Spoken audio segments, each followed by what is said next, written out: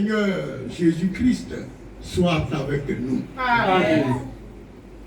En ce dernier vendredi du mois de juin, l'Éternel nous donne l'opportunité de parler de sa parole, de parler de ce qu'il a permis à ses apôtres, de ce qu'il a permis par son esprit à ses apôtres de faire. C'est pour ça qu'on appelle ça les actes des apôtres, les actes qu'ils ont posés. Et d'autres appellent ça, d'autres les appellent les conquérants pacifiques. Parce que pacifiquement, ils ont conquéri le monde d'une manière pacifique. Et donc, ce sont des hommes à féliciter. Pierre, Jean, Jacques, Matthieu, Matthias, Barthélemy, ce sont des gens qui ont travaillé, Philippe, ils ont travaillé pour Dieu. Et nous sommes persuadés, nous sommes sûrs par la foi que ces gens-là ont hérité le royaume des cieux. Et c'est ce que nous recherchons nous aussi. C'est ce que nous recherchons. C'est pour ça que le soir, le matin, à toute heure, nous sommes là devant lui, n'est-ce pas, pour le célébrer et pour le glorifier. Amen. Nous avons eu une seule lecture qui est tirée des Actes des Apôtres, chapitre 4, verset 23, c'est ça? 23 à combien? 31. 23 à 31. Moi j'ai cru comprendre quand Pierre me donnait que c'est du chapitre du verset 3 à 31. Mais c'est du 23 à 31, d'accord? Alors, le lecteur vient de nous lire cela. Il s'agit de quoi? Il s'agit de ce que, puissance et par l'Esprit Saint, on fait un miracle. C'est au verset 3, au chapitre boiteux de naissance comportait et qu'on plaçait tous les jours, et tous les jours à la porte du temple, on le plaçait tous les jours à la porte du temple, appelée la Belle. Cette porte on l'appelle la Belle parce qu'elle était jolie, ouais. Pour qu'il demandât l'aumône, pour qu'il demande l'aumône à ceux qui y entraient dans le temple, oui.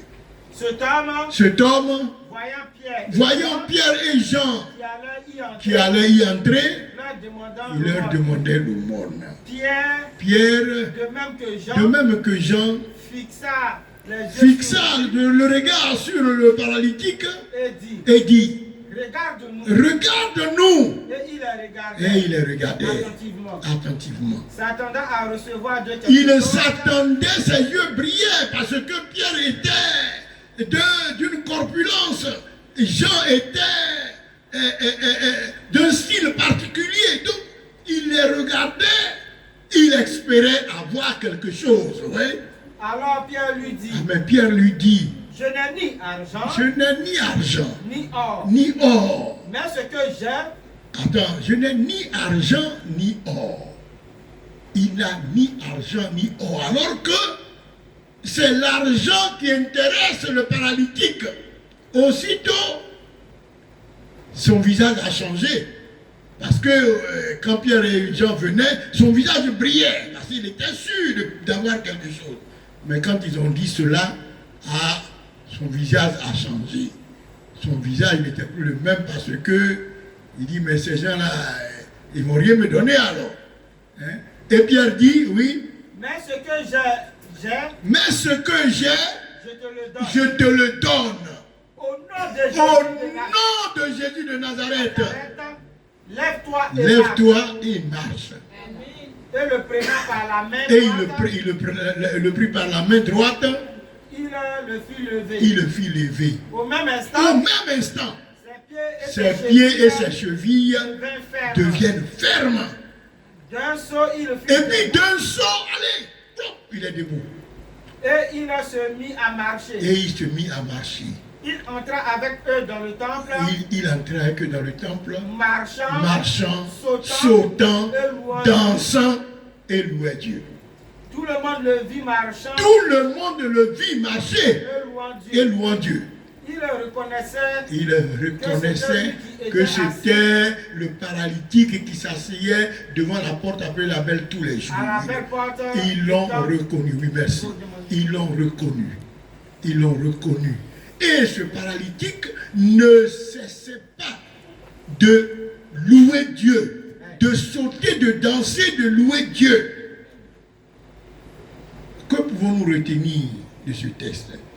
Ce que nous pouvons retenir, c'est que Dieu, Christ dans sa magnificence, peut toujours nous accorder ce que nous voulons.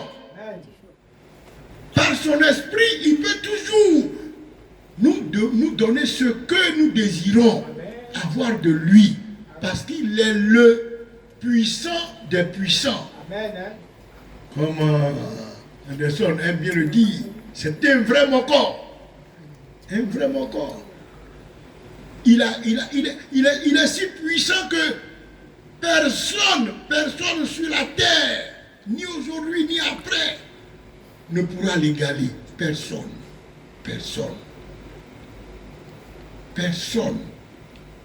Et tellement le paralytique manifestait sa joie que ça a attiré le regard de tout le monde. Et les gens sont venus nombreux. Alors, ils contemplaient, n'est-ce pas, Pierre. Les gens contemplaient Pierre et Jean. Mais Pierre prit la parole pour leur dire: pourquoi vous nous regardez comme ça? Pourquoi vous nous regardez comme ça? Ce n'est pas par nous-mêmes, ce n'est pas par notre force que cet homme a été guéri. Ce n'est pas par notre force, ce n'est pas par notre puissance. Pierre, oui. Voyant cela, il dit au peuple: Hommes Israélites, pourquoi vous étonnez-vous de cela? Pourquoi avez-vous le regard fixé sur nous? Pourquoi avez-vous le regard fixé sur nous? Comme si c'était par notre puissance, ou par notre piété que nous avons fait marcher cet homme. Le Dieu d'Abraham, le Dieu d'Isaac et le Dieu de Jacob, le Dieu de nos pères, a glorifié son serviteur Jésus, que vous avez livré et régné devant Pilate, qui était David, qu'on le relâcha. Vous avez régné le saint, le juste, et vous avez demandé qu'on vous accorde, oui, la grâce d'un meurtrier. Vous avez fait mourir, et vous avez fait mourir le prince de la vie. Que Dieu a ressuscité des morts. Nous en sommes témoins. C'est par la foi. En son nom. Que son nom soit affermi. Oui. Que cet homme, oui. Son nom affermi. Oui. Celui que vous voyez. Et que vous connaissez. C'est la foi en lui. Qui a donné à cet homme cette entière et totale guérison. En présence de vous tous. Et oui. Maintenant, frères, je sais que vous avez agi. Nous savons que vous avez agi par ignorance. Ainsi que vos chefs. Mais Dieu a accompli de la sorte ce qu'il avait annoncé d'avance dans la bouche de tous ses prophètes, que son Christ devait souffrir. Que le Christ devait souffrir. Repentez-vous donc. Alors maintenant, peuple de Yulabasabastani, repentez-vous donc. Amen. Et convertissez-vous. Il y a deux verbes: repentir et convertir. Se repentir de nos fautes, nos innombrables fautes, ce que nous avons fait de mauvais, et nous convertir en Jésus, de sorte que nous appartenons à Jésus de manière certaine et définitive. C'est ça. Pour que vos péchés soient nos péchés nous soient effacés. Afin que de temps oui, de rafraîchissement viennent de la part du Seigneur. Du Seigneur. Et qu'il envoie celui Oui. qui vous a été destiné, Oui. Jésus-Christ. Jésus-Christ. Que le ciel doit recevoir. Merci, arrêtons-nous là. Alors, au moment où Pierre et Jean faisaient ce discours au peuple, les jaloux, les méchants, sont venus, ils ont trouvé que Pierre et Jean n'avaient pas à parler de Jésus. Parce qu'ils avaient interdit qu'on ne parle de Jésus depuis Pâques, depuis sa résurrection. Ils avaient interdit qu'on parle de Jésus, de ce qu'il est ressuscité, c'était interdit. Mais lorsque Pierre et Jean faisaient ce discours-là, ils étaient là, ils ont entendu, et ils ont été obligés, pas obligés, et c'est selon leur manière de faire toujours, c'est sadducéen. Ils ont pris Pierre et Jean et ils sont allés avec eux pour les entendre. Pourquoi? Qui leur a donné? Ils leur ont d'abord posé la question.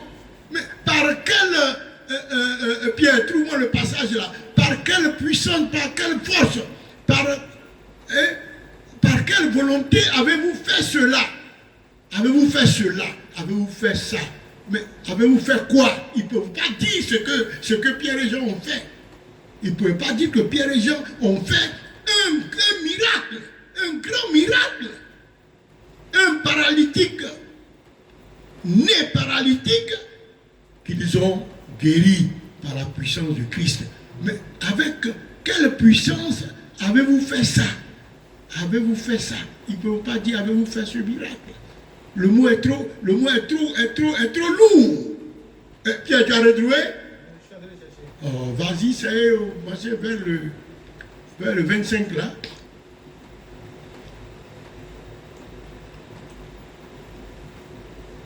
Alors, oui. Le lendemain, les chefs du peuple, les anciens et les scribes, s'assemblaient à Jérusalem. Ils s'assemblaient, oui, avec Anne, le souverain sacrificateur, oui, Caïphe, Jean, Alexandre, et tous ceux qui étaient, et tous les grands dignitaires du village. Oui, c'est ça. Il fut placé au milieu d'eux. Alors il fut placé au milieu d'eux, Pierre et Jean, et leur demandait par quel pouvoir ou au nom de qui avez-vous fait cela? Qu'est-ce qu'ils ont fait? Avez-vous fait cela? Oui, vas-y. Alors Pierre et Jean, remplis du Saint-Esprit, leur dit chef du peuple et ancien d'Israël, puisque nous sommes interrogés, puisqu'aujourd'hui vous nous donnez l'occasion, aujourd'hui, oui, sur un bienfait accordé à un malade, afin que nous disions comment il a été guéri. Afin que nous vous disions comment il a été guéri. Sachez-le tous. Alors sachez-le tous, sachez-le maintenant, aujourd'hui, sachez-le. Si vous avez oublié qu'il est ressuscité, sachez-le encore. Nous allons vous le répéter encore. Oui, vas-y. Et que tout le peuple d'Israël le sache. Tout le peuple d'Israël le sache encore. Nous allons le dire. C'est par le nom de Jésus. C'est par le nom de Jésus, oui. Jésus-Christ de Nazareth. Oui. Que vous avez crucifié. Que vous avez crucifié, vous. Que vous avez crucifié. Et que Dieu a ressuscité. Et que Dieu a ressuscité des morts. C'est par lui que cet homme se présente en pleine santé devant vous. Jésus est la pierre rejetée par vous. Alors il est la pierre rejetée par vous qui bâtissez et qui est devenue la principale de l'angle. Oui, continue. Il n'y a de salut. Il n'y a de salut en aucun autre. Il n'y a de salut en aucun autre. Sachez-le, il n'y a de salut en aucun autre. Un autre nom, oui. Il n'y a de salut en aucun autre. Oui. Car il Il n'y a sous le ciel aucun autre nom qui a été donné par nous les hommes, par lequel nous devions être sauvés. Chers frères et sœurs, arrête un peu. Chers frères et sœurs, voici ce que nous dit la parole. Il y a sous le ciel, sur la terre, aucun autre nom que le nom de Jésus qui nous a été donné et par lequel nous allons être sauvés. Il n'y a aucun autre nom. Il n'y a aucun autre nom. Il est tout et il est tout. Et c'est pour ça que nous chantons: il est mon père, ma mère et mon grand frère aîné. Il est tout pour moi.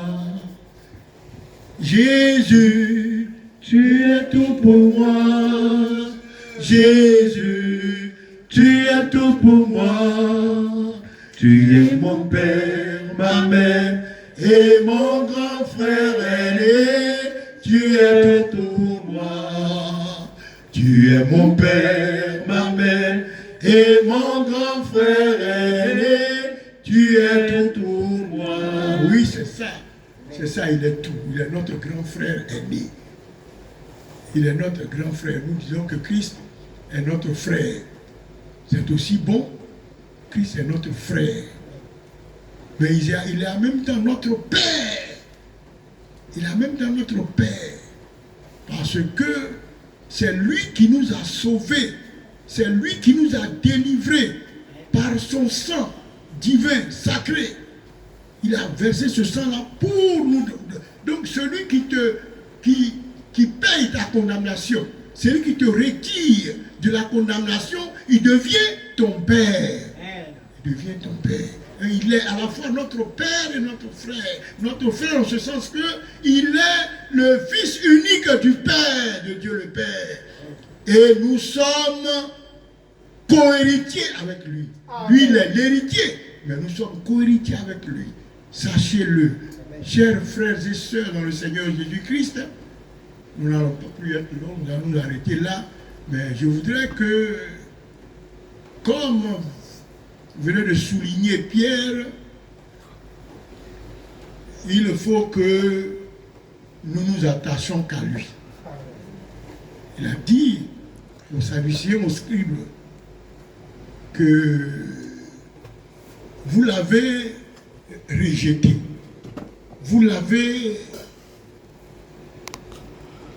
crucifié, vous l'avez fait souffrir, mais aujourd'hui, comme disait Saint Étienne dans sa vision, il est assis à la droite du Père. Et je le vois, je vois le ciel ouvert, nous dit Saint Étienne, qu'il est assis à la droite du Père. Ils ont été obligés ils ne voulaient pas entendre cela. Mais c'est de la réalité. C'est de la réalité. Ils ont bouché leur oreille. Et pour avoir entendu cela, ils ont lapidé Pierre, ils l'ont tué. Mais vous n'avez rien fait. Vous n'avez rien fait parce que Christ existe toujours. Christ existera toujours. Et Christ sera ce qu'il est toujours. Parce que le Père l'a élevé au-dessus des cieux. Il est élevé dans le grade de général. Il y a général et général. Le Père est général 5 étoiles, mais lui, il est général 4 étoiles. Parce qu'il y a le Père et il y a le Fils, et il y a le Saint-Esprit. C'est pourquoi, chers frères, je voudrais que vous reteniez ceci. Tout ce que vous allez faire, tout ce que nous allons vous prophétiser, si ce n'est pas dans la mesure de Christ, vous ne prenez pas. Tout ce que les gens passeront pour vous dire ici, si cela ne reflète pas la volonté ou l'esprit de Christ, vous ne retenez pas. Parce qu'il n'y a que Christ seul. Il n'y a que Christ seul qui peut tout faire pour nous. Il n'y a que lui seul qui peut tout faire pour nous. Je voudrais m'arrêter là.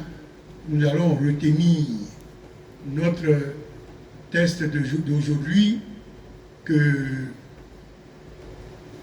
Pierre et Jean, par la volonté de Christ, selon l'Esprit de Christ, ont guéri un malade. Et selon l'Esprit de Christ, ils ont parlé aux scribes, aux pharisiens, aux sadducéens, ils leur ont dit toutes les vérités. Ils n'ont pas eu peur.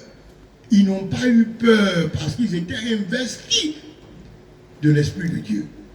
Vous ne devrez pas, nous ne devrons pas non plus avoir peur de qui que ce soit. Christ est tout pour nous. Ils ont même été mis en prison. J'étais en prison aussi, on continuait le texte, vous verrez. Ils ont même été jetés en prison. Mais j'étais en prison la nuit suivante. L'ange est venu. Christ a amené son ange, leur accorder la délivrance. Ils sont sortis de la prison. Leur chaîne était tombée et ils sont sortis de la prison. Pierre est sorti de la prison. Il croyait qu'il était en train de rêver quand l'ange est venu. Mais quand la porte la grande porte en fer s'est ouverte, quand Pierre est sorti, c'est maintenant il réalise que c'est de la réalité, je crois que c'était un songe. Non, c'est pas songe. Quand Christ veut se manifester en toi, ça va te sembler un songe. Mais ce n'est pas un songe, ce serait de la réalité. Ce serait de la vérité et de la réalité. Chers frères et sœurs, que la paix du Seigneur soit avec nous. Amen. Que l'Esprit Saint se manifeste puissamment en nous. Amen. Pour que nous aussi, nous fassions des choses miraculeuses comme Amen. Pierre et Jean l'ont fait. Amen. Que sa volonté soit faite. Amen. Au nom de Jésus. Amen. Amen. Yeah.